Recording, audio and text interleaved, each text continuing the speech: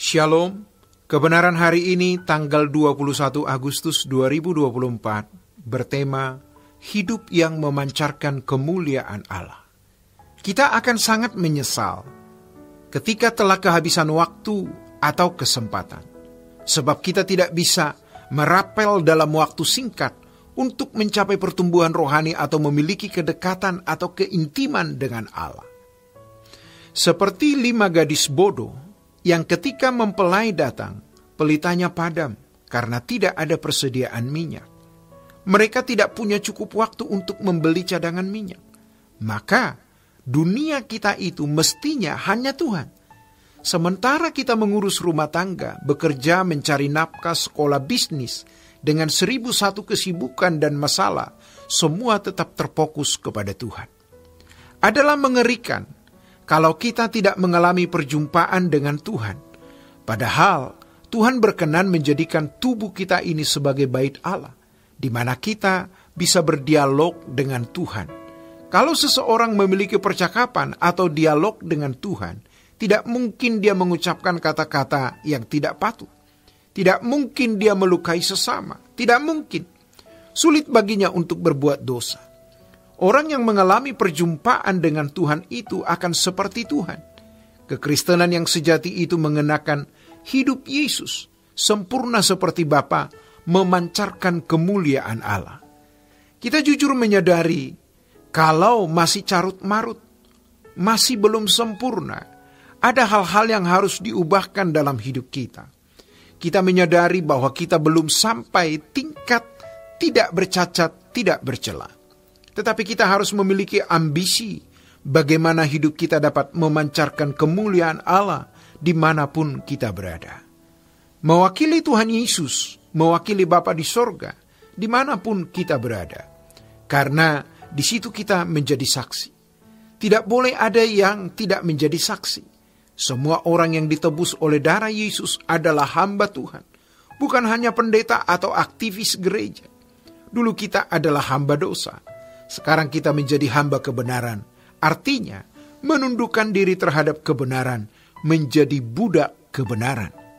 Kita tidak berhak mengenakan yang lain, tapi mengenakan kebenaran. Yesuslah kebenaran. I am the truth. Jadi kita harus mengenakan kebenaran itu, supaya kita bisa mengenakan kehidupan Yesus.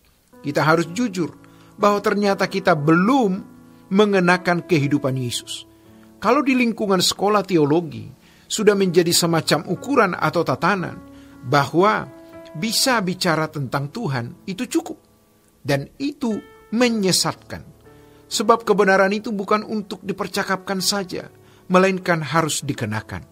Hamba-hamba Tuhan, pendeta, pembicara harus sadar bahwa suara kehidupannya setiap hari itu lebih keras dari suaranya di mimbar. Dan suara kehidupannya itu yang akan memberi pengaruh atau menggarami orang lain.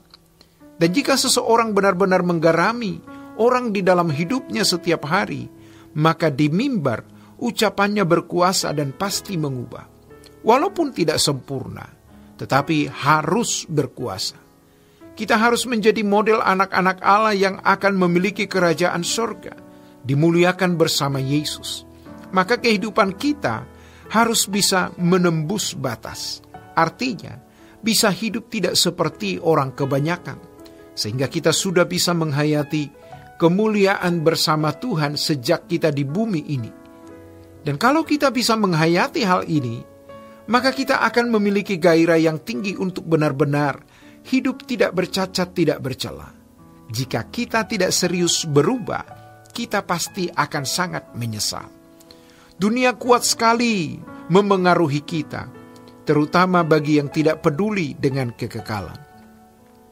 Walaupun mereka bukan orang jahat, orang baik-baik, tapi mereka tidak serius menghadapi pengaruh dunia sekitar. Dan ini membahayakan sekali, sebab kita bisa kehilangan kesempatan emas untuk menjadi orang-orang yang berkenan di hadapan Tuhan. Maka kita harus berambisi besar untuk menjadi seorang yang benar-benar dinilai berkenan di hadapan Tuhan.